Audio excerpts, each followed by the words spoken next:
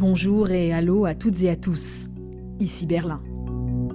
Et aujourd'hui, je vous dis aussi Dzień dobry, car c'est l'image de la semaine. La porte de Brandebourg en bleu Europe, pour marquer les 20 ans de l'entrée dans l'Union européenne de 10 pays membres, dont la Pologne, bien sûr, l'autre grande voisine de l'Allemagne, à 100 km à peine de Berlin. On y est en 1 heure de train, il n'y a qu'un pont à traverser. Et pourtant, pour beaucoup d'Allemands, la Pologne reste une terre lointaine. Cela dit, l'alternance politique à Varsovie et la guerre en Ukraine changent la donne. À l'Est, il y a du nouveau et la Pologne pourrait bien nous aider, nous, Français et Allemands, à retrouver une dynamique commune. Mais se satisfait-elle de ce rôle de médiatrice ? Vous avez remarqué ? Ça fait 20 ans et pourtant on continue de la désigner comme un nouveau membre. Qu'est-ce que ça dit de l'Europe, de l'Allemagne et de la France ? Bienvenue, willkommen et vitame dans ce nouvel épisode. Vous vous souvenez sans doute de cette photo mi-mars à Berlin.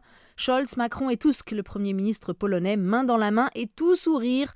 Comme si après des semaines de bisbilles franco-allemandes, il fallait un troisième homme pour renouer les liens et lancer une thérapie de couple.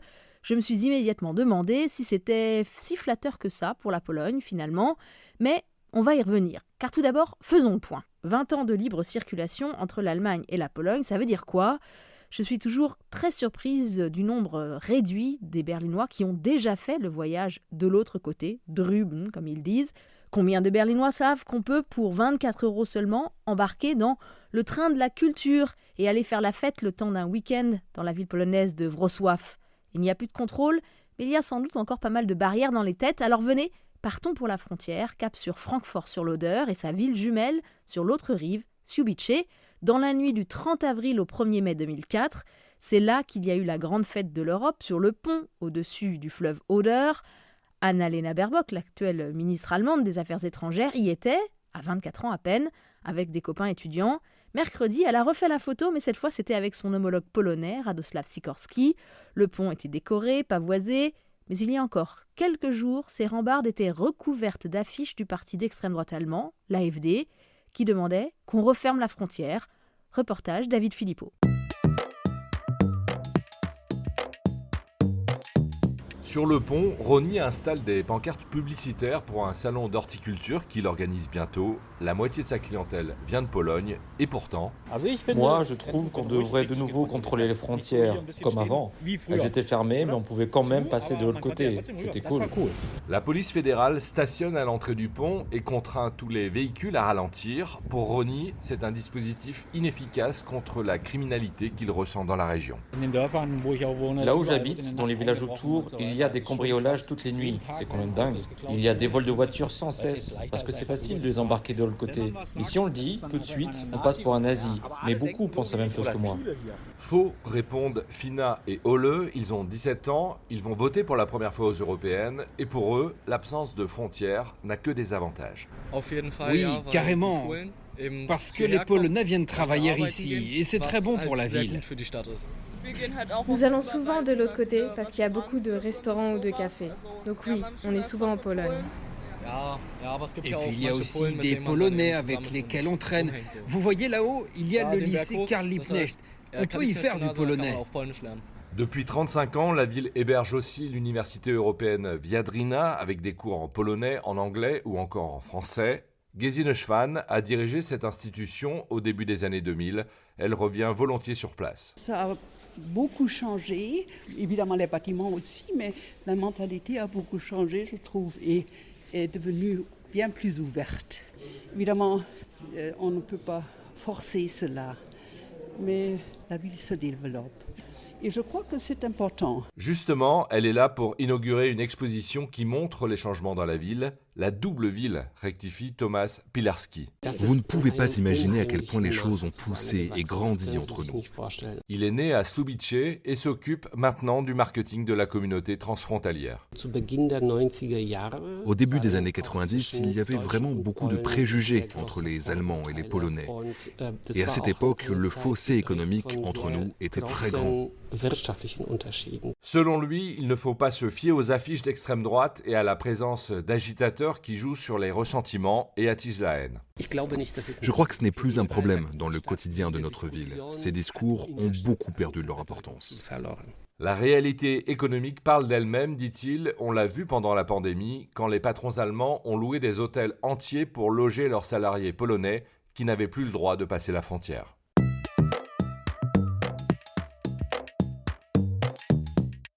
Voilà, retour en studio pour un épisode en coopération et coproduction avec le PISM, l'Institut polonais pour les affaires internationales. Au plus haut niveau, quand polonais, français et allemands échangent, on parle de discussion en format triangle de Weimar.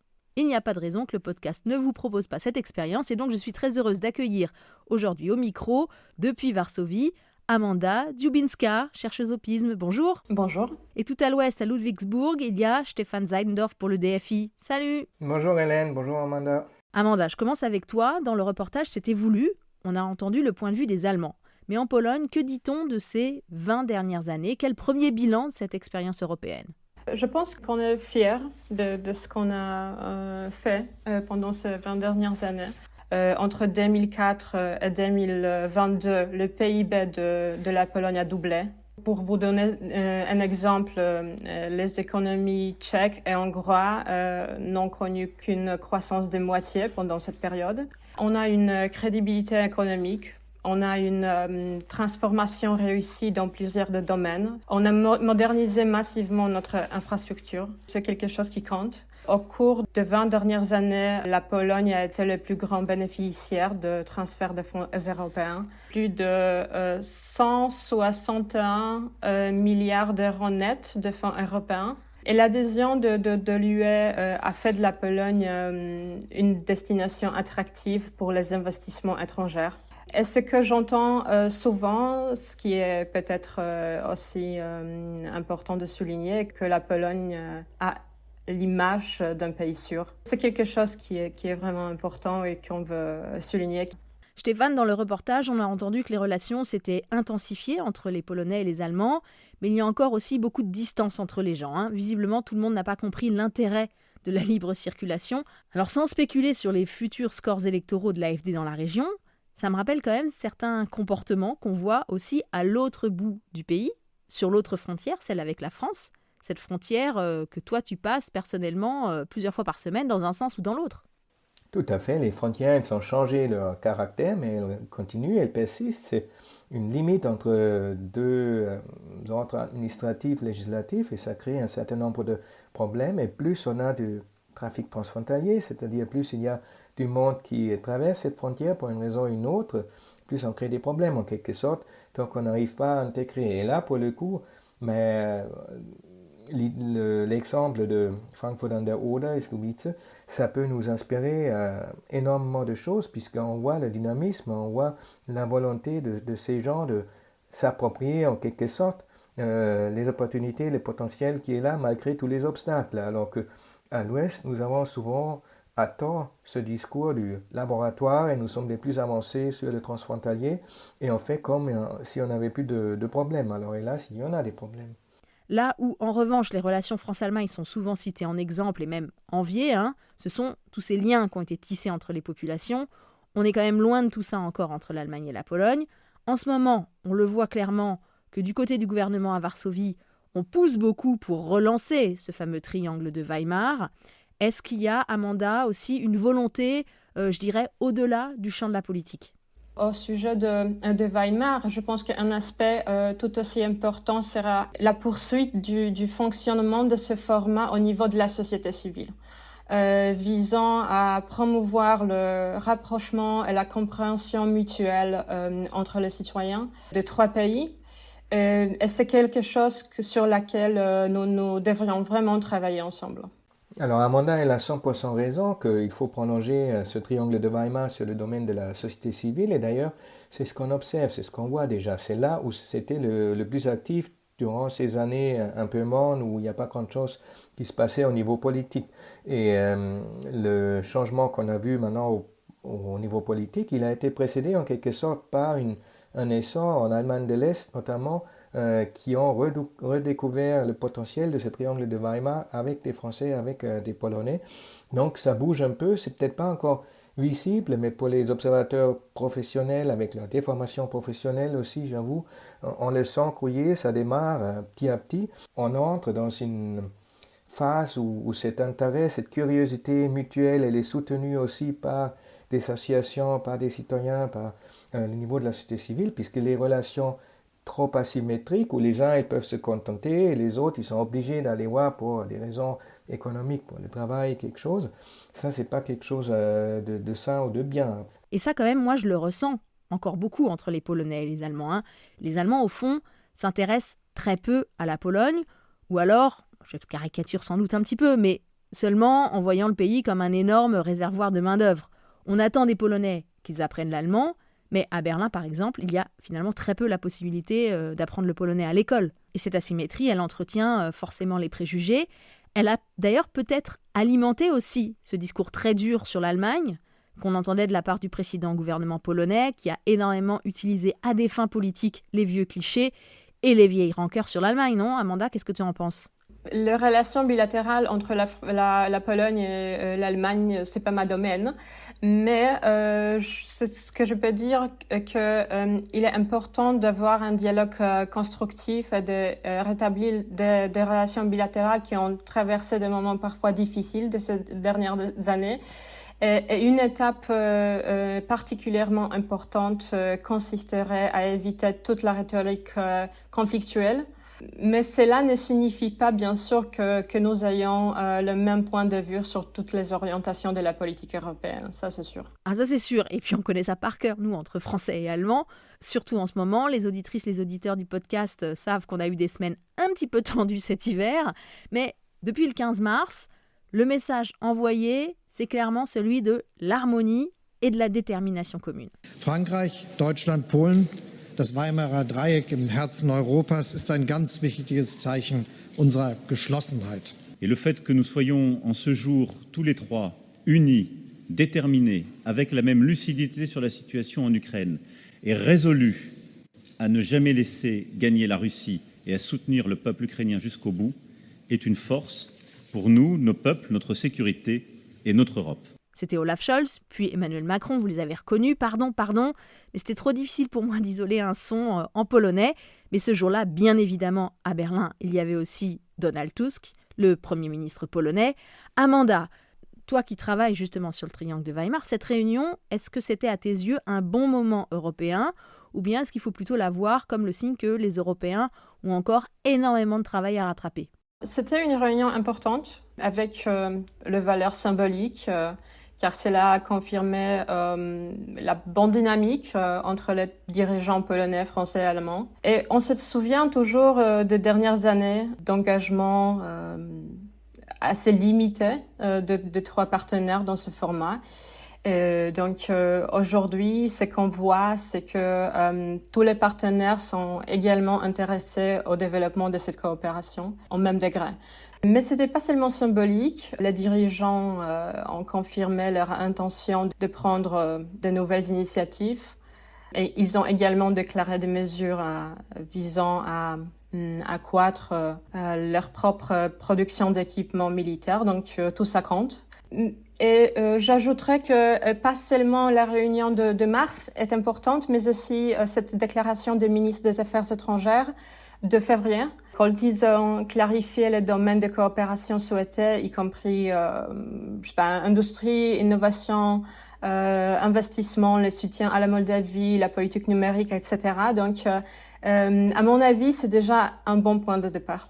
Oui, et depuis cette réunion, on a eu beaucoup d'autres rencontres à trois, au niveau ministériel, au niveau parlementaire, y compris sur des sujets peut-être pas forcément directement liés à l'Europe. Je pense à une réunion notamment sur les relations Asie-Pacifique. Est-ce qu'on est en train, Stéphane, de casser la malédiction de ce format ? Ce triangle de Weimar, il date déjà de 1991, mais jusqu'à présent, il n'en est pas sorti grand-chose. Est-ce que là, enfin, on va sortir des déclarations d'intention et entrer dans le concret ?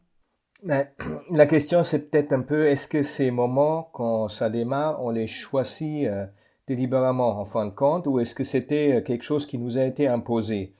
Visiblement, au plus haut niveau, on a compris qu'il était temps de coopérer, Mais les circonstances, évidemment, l'agression de la Russie contre l'Ukraine, on aurait pu rêver mieux.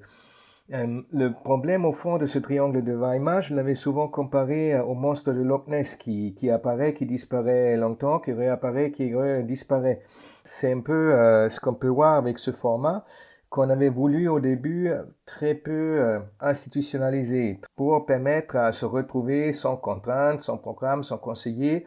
Et c'est toute la force et la faiblesse. Ça donnait une certaine flexibilité, mais ça nous a jamais obligés, comme dans le cadre franco-allemand du traité des lycées, à respecter le protocole du traité, à se voir 2 fois par an au niveau des chefs d'État et du chancelier, tous les 3 mois au niveau des ministres. En ça, on peut aussi se demander si ces dernières 20 années, on n'a pas pris un peu du retard, ou même si ça n'a pas été un gâchis. Puisque maintenant qu'on se retrouve devant un agresseur extérieur, dans une situation difficile, avec les États-Unis qui hésitent, qui se posent la question, on se rend compte de tout ce qu'il aurait peut-être fallu faire les dernières 20 ans. Maintenant, on le rattrape, on l'espère, rapidement.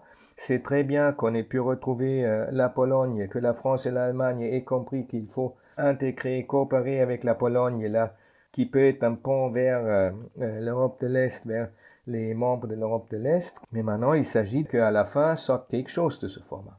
Amanda, on a beaucoup lu dans la presse française ou allemande que la Pologne jouait les médiatrices entre 2 vieux partenaires qui connaissaient des problèmes de couple. Mais que dit-on à Varsovie de cette analyse qui est peut-être un petit peu facile? Parce que je me suis dit que c'était peut-être pas si flatteur au fond d'être réduit à un rôle de faire-valoir des Allemands et des Français.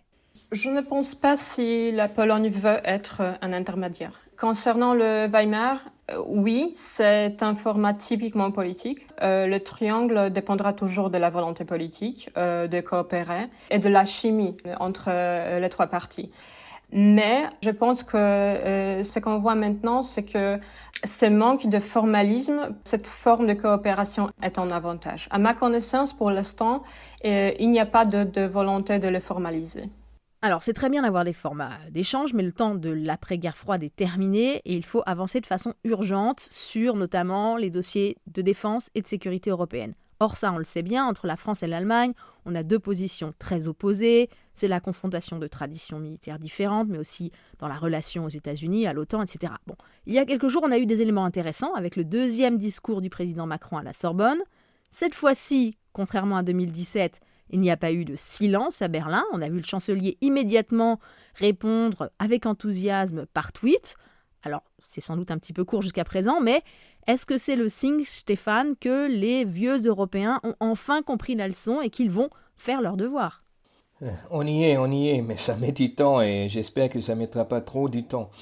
Si on veut en quelque sorte ce rapprochement entre France et Allemagne sur la question du lien transatlantique, ça date déjà des années 90. On se souvient de 98, l'accord entre la France et le Royaume-Uni à Saint-Malo, et à la suite de ça, le président Chirac, il avait rapproché la France de l'OTAN avec la condition qu'il y a un pilier européen au sein de l'OTAN.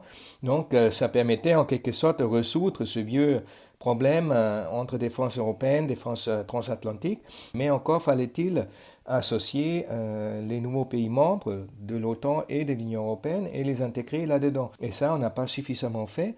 Et c'est un peu trop facile maintenant du côté France-Allemagne de dire oui, mais avec le précédent gouvernement polonais, il n'y avait pas moyen de faire quelque chose. En même temps, est-ce qu'on aurait été prêt, côté France-Allemagne, à dépasser nos propres différences, nos propres problèmes, pour ensuite proposer quelque chose à la Pologne et trouver quelque chose à 3. Et là, on ne le sait pas puisque c'est pas arrivé, mais j'aurais comme un doute quand même. Amanda, quelle est ta réaction à cela? On sait que c'est toujours très difficile d'être la 3e personne qui arrive dans un duo bien rodé. En français, on dit qu'il y a le risque d'être la 3e roue du carrosse. Là, en plus, on parle d'un duo qui, pendant longtemps, n'a pas vraiment pris au sérieux les analyses et les attentes de la Pologne. Donc, je pense qu'il faut souligner que la sécurité est maintenant la priorité absolue de la Pologne. Et avec l'invasion de l'Ukraine à grande échelle par la Russie, il s'est avéré que la Pologne avait raison dans son diagnostic de la situation sécuritaire en Europe. Et c'est que l'Allemagne et la France ont bien compris. Il est important d'accélérer la fourniture de l'aide militaire à l'Ukraine. La Pologne se concentre sur le développement le renforcement de ses propres ressources de défense et a considérablement augmenté ses dépenses. Nous sommes parmi les principaux pays de l'OTAN avec des dépenses atteignant 4% du PIB. Et il est donc souhaitable que les États membres, y compris l'Allemagne, augmentent leurs dépenses de défense. Augmentant aussi leur capacité de défense collective. Donc, apporter un soutien militaire et politique maximal à l'Ukraine est crucial, ainsi que maintenir la Russie loin de nos frontières. Sur la question défense européenne et ou OTAN, qui est une ligne de division potentielle assez forte entre la France et l'Allemagne, où se place la Pologne ? La Pologne soutiendra bien sûr le projet de développement de l'industrie européen. Et le ministre polonais, pendant son dernier discours, a confirmé que même si nous reconnaissons que l'OTAN est le principal gardien de la sécurité mondiale, nous soutenons l'engagement, par exemple, de la création de forces européennes de réaction rapide, car c'est pas un élément de concurrence avec l'OTAN, mais c'est un complément à celle-ci. Le fondement de notre sécurité reste l'Alliance transatlantique. Mais il n'y a pas de dichotomie dans la politique européenne. Donc, il faut construire la sécurité sur la base à la fois de l'intégration européenne et de la coopération transatlantique. Et c'est crucial de faire les deux. Ok, donc là, si je fais ma journaliste de base, je suis obligée de remarquer qu'on a l'impression d'entendre Macron, qui s'est réveillé sur son diagnostic sur l'OTAN. Il avait dit il y a quelques années que l'OTAN était en état de mort cérébrale. Là, changement d'analyse depuis quelques mois, quelques années. Par contre, à Berlin, on a Scholz qui est, lui, toujours très accroché, semble-t-il, à cette dimension transatlantique de la défense. Il se pose en chancelier de la paix, un petit peu comme on pouvait l'avoir du temps de la guerre froide, avec une grille de lecture qui paraît peut-être un petit peu en décalage. Stéphane, est-ce que le problème, il est à Berlin ? Moi, j'avais encore une question pour Amanda, si tu permets. Je sais, c'est toi qui poses les questions, mais pour une fois, moi que j'avais une question. Est-ce que vous pensez, Amanda, que la Pologne, elle a les ressources et les capacités de jouer ce rôle ? Là, elle investit énormément dans son armée, surtout dans ces questions d'industrie de défense européenne, pour jouer ce rôle. En quelque sorte, on a cours d'écran avec l'Allemagne et la France, puis même les États-Unis. Est-ce que c'est pas aussi un aspect qu'il faudrait mutualiser quelque chose et faire quelque chose en tant qu'Européen de l'Union européenne, pour alléger un peu le fardeau, pour permettre à mutualiser, à travailler ensemble et puis finalement dépasser cette très vieille idée que c'est des grands pays et des très grands pays qui font la loi du monde. Je pense qu'il y a cette confiance que la situation économique de la Pologne est si bien qu'on peut vraiment être un pays crucial. Mais justement, il faut qu'on travaille pour atteindre tous les objectifs. Bon, Stéphane, tu n'as pas répondu sur ma question sur Scholz, mais ta remarque me fait quand même réagir à mon tour. Ce que j'entends entre les lignes, c'est peut-être justement ce que les Polonais nous ont reproché à nous, Français et Allemands, de nombreuses reprises au cours de ces 20 dernières années. On passe notre temps à leur dire « c'est très bien ce que vous dites, c'est très bien ce que vous faites, mais de toute façon, à un moment donné, vous serez limité par votre économie, par votre statut dans l'Union européenne, etc. etc. » C'est quelque chose que j'entends encore beaucoup ici à Berlin. Les Polonais, c'est très bien, ils s'engagent très fortement pour l'Ukraine, mais ça reste la Pologne. Est-ce qu'un jour, Stéphane, on va réussir à dépasser ça ? Mais ça dépend surtout de la France et de l'Allemagne et de leur volonté d'aller plus loin. Évidemment, ensuite aussi de la Pologne et de tous les autres. Est-ce qu'on a encore cette capacité d'inventer quelque chose comme les premières communautés européennes fortement intégrées, où on partageait justement le fardeau et ça nous permettait à tous d'aller plus loin que ce qu'on aurait pu obtenir tout seul? C'est la vieille idée européenne fédéraliste qu'ensemble, on peut obtenir des choses qu'on n'arrive pas à faire tout seul. Et ça vaut autant pour l'économie que pour les finances, que pour la monnaie et évidemment aussi pour la défense. Si on reste sur le vieux jeu intergouvernemental, il y aura toujours à un moment ou un autre mais un plus grand que la Pologne, que ce soit l'Allemagne, la France ou la Russie, qui va s'amener et montrer les limites. Et l'Union européenne, elle était pensée et faite justement pour dépasser un peu ce genre de raisonnement, qui vaut aussi évidemment pour la France et pour l'Allemagne, puisque qu'est-ce qu'on pèse au niveau mondial, c'est pas grande chose. La campagne électorale pour le scrutin européen pourrait être l'occasion d'en débattre, mais jusqu'à présent, on l'a dit ici dans le podcast, en France, en Allemagne, on parle surtout des sujets nationaux. Cela dit, il reste encore un bon mois avant les élections, il peut se passer plein de choses. Il y aura notamment, à la fin de ce mois de mai, la visite d'État d'Emmanuel Macron ici en Allemagne. En Pologne, comment ça se passe, Amanda ? Est-ce qu'il y a un intérêt pour ces élections ? Est-ce qu'on s'attend à une mobilisation importante des électrices et des électeurs ? Donc, jusqu'à présent, la campagne européenne n'a pas encore pris d'ampleur en Pologne. Les programmes européens des partis politiques ne sont pas encore fortement présents dans le débat public. Et c'est principalement parce que nous avons récemment eu des élections locales. C'était Macron, pendant son discours à la Sorbonne, qui parlait des dernières élections législatives en Pologne en mentionnant le taux de participation record et le vote pour les partis défendant la démocratie libérale. Et je pense que ce cours se poursuivra pour les élections européennes. Et pour l'instant, les Polonais veulent voter en grand nombre. Merci beaucoup Amanda Dziubinska pour toutes ces explications et analyses depuis Varsovie. Merci à toi Stéphane Zeindorf depuis Ludwigsburg. Et avant de terminer, voici notre Minute K, notre rendez-vous pour le climat et la planète.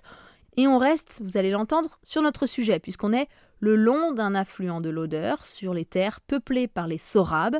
Alors les Sorabes, c'est une minorité slave qui est présente en Allemagne et dans une moindre mesure aussi en Pologne et en République tchèque.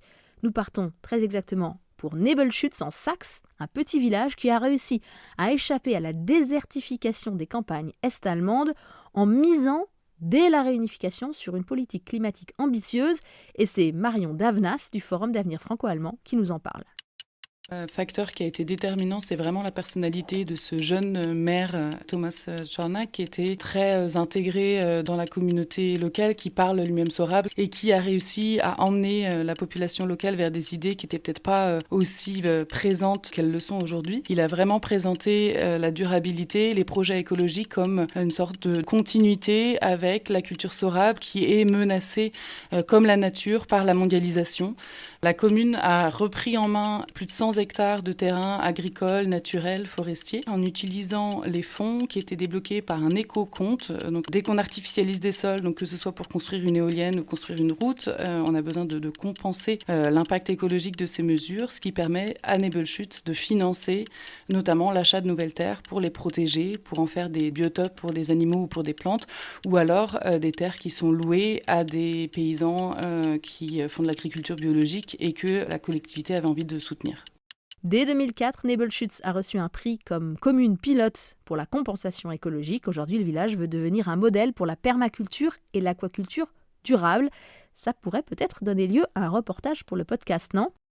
Merci d'être resté à l'écoute de cet épisode produit avec l'Institut polonais pour les affaires internationales. Le podcast avec un K revient le 24 mai, à quelques jours de la visite d'État d'Emmanuel Macron. Que vient-il dire aux Allemands ? Je m'appelle Hélène Kohl avec un K et je vous dis à bientôt, bis bald.